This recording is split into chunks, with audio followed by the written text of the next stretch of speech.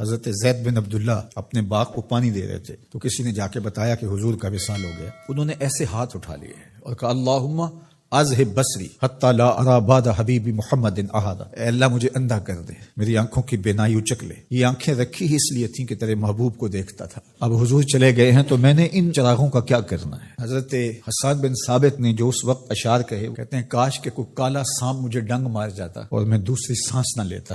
اور حضرت سیدہ فاطمہ کے جو قلب اطہر کی کیفیت تھی، سبت علیہ مصائب لو انہا سبت علی الایام سرنا لیالیا، میرے اوپر جو مصیبتیں ٹوٹ پڑی ہیں وہ اگر دنوں پہ ٹوٹ پڑتی تو وہ کالی راتیں بن جاتی. حضرت عمر رضی اللہ تعالی عنہ تلوار نکال کے کھڑے ہو گئے اور کہا کہ جس نے کہا نا حضور کا انتقال ہو گیا، میں اس کی گردن اڑا دوں گا. تھوڑی دیر بعد حضور پرانی حالت کی طرف پلٹ آئیں گے. اب یہ کیفیت کتنی حساس تھی. ادھر منافقین نے چال چلنا شروع کر دی.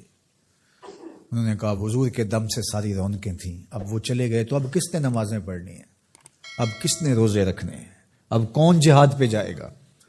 جب وہ ہی نہیں رہے تو ساری کہانی ختم ہو گئی. تو انہوں نے اس طرح سے چال چلنا شروع کر دی. اور حضرت عمر کہتے تھے کوئی بولے تو صحیح. کتنا نازک وقت تھا. اس وقت میں حضرت ابو بکر آئے رضی اللہ تعالیٰ عنہ. ان کا کلیجہ تو پھٹ رہا ہوگا، لیکن یہی موقع تھا حضور کے مشن کو، حضور کی فکر کو، حضور کے دیے ہوئے نظام کو سنبھالنے کا. اور اپنے جذبات کو کس طرح کنٹرول کیا ہوگا. اپنے آپ کو پوری طرح سنبھال کر کے لوگوں میں آئے اور دیکھا کہ لوگ جمع ہیں اور حضرت عمر رضی اللہ تعالیٰ عنہ غصے میں تلوار لہرا رہے ہیں. خبردار اگر کسی نے کہا کہ حضور کا انتقال ہو گیا. تو آپ ایک اونچی جگہ پہ کھڑے ہوئے، لوگوں کو متوجہ کیا. حضرت صدیق اکبر رضی اللہ تعالیٰ عنہ کا اس وقت کا جو خطبہ ہے، اس نے اس وقت اسلام کو سنبھالا جب منافق بڑی باریک چال چل رہے تھے. اب حضرت ابو بکر آئے اور کھڑے ہوئے، کہا لوگوں مجھے بتاؤ تم اللہ کی عبادت کرتے تھے یا رسول اللہ کی عبادت کرتے تھے؟ تو لوگوں نے کہا اللہ کی عبادت کرتے تھے. تو کہا اللہ آج بھی زندہ و موجود ہے، اللہ کل بھی زندہ و موجود تھا، وہ حی ہے لا یموت ہے. اللہ اکبر. پھر انہوں نے وہ آیت کریمہ پڑھی وما محمد الا رسول قد خلت من قبلہ الرسل.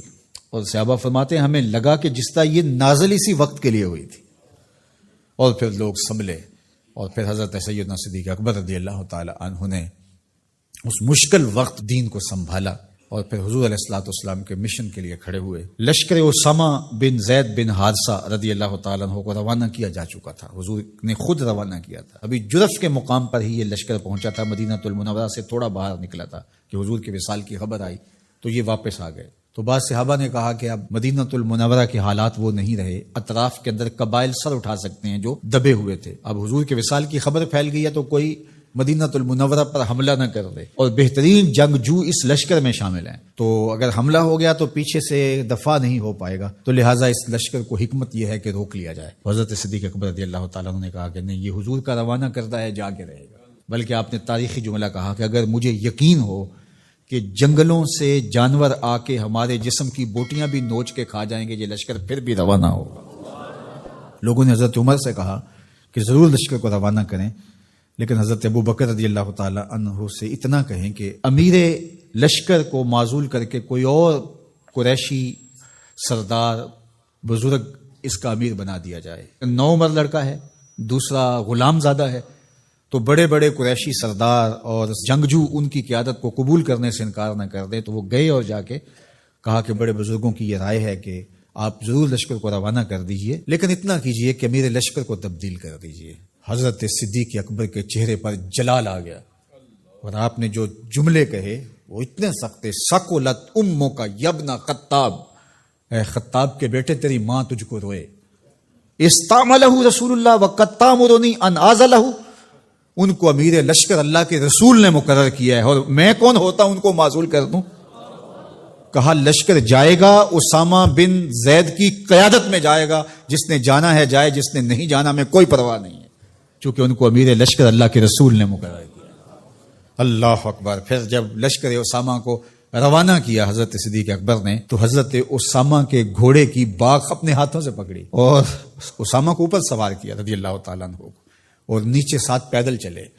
اللہ اکبر. اور ساتھ یہ کہتے جاتے تھے اسامہ تو وہ ہے جس کو میرے رسول نے مقرر کیا ہے. اور پھر یہ لشکر کامیاب اور بامراد ہو کے لوٹا. تو یہ سیدنا صدیق اکبر رضی اللہ تعالیٰ عنہ کا حضور علیہ السلام کے فیصلوں کو منوان قبول کرنے کا جذبہ تھا. جس انداز سے انہوں نے حضور علیہ الصلوۃ والسلام کی فکر پہ پہرا دیا، حضور کی تعلیمات کو اجاگر کیا اور حضور کے فرمان کو حرف آخر سمجھا، اور اس کے بعد انہوں نے اپنی رائے کو وہاں فنا کر دیا.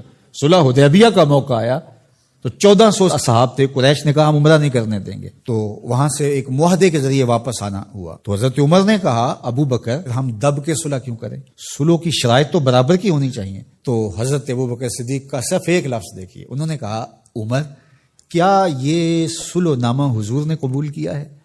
کہا کیا ہے. کہا ہوا رسول اللہ، کہا وہ اللہ کے رسول ہے. اللہ اکبر. کثرت صوم و صلات کی وجہ سے افضل نہیں ہے، بلکہ حضور کے لیے اطاعت و انقیاد، فرما برداری، اور حضور علیہ السلام کے لیے بس اپنے آپ کو قربان کر دینے کا وہ جذبہ، وہ آپ یہاں دیکھتے ہیں تو بدرجہ کمال آپ کو نظر آتا ہے. فرمایا کہ میں اللہ کے علاوہ اگر کسی کو خلیل بناتا تو وہ ابو بکر کو بناتا، لیکن میرا خلیل اللہ ہے. اللہ اکبر. امن الناس بر مولائے ما، کلیم اول سینائے ما، ہستیو کشت ملت راچو ابر، ثانیے اسنینو غارو بدرو قبر. دیکھیے کہاں کہاں حضور کی قربت. یہ شک ہووی تے چل مدینے، یہ شک ہووی تے آ تک لے جوڑ مزاراں دا بن یار نبی دیاں یار.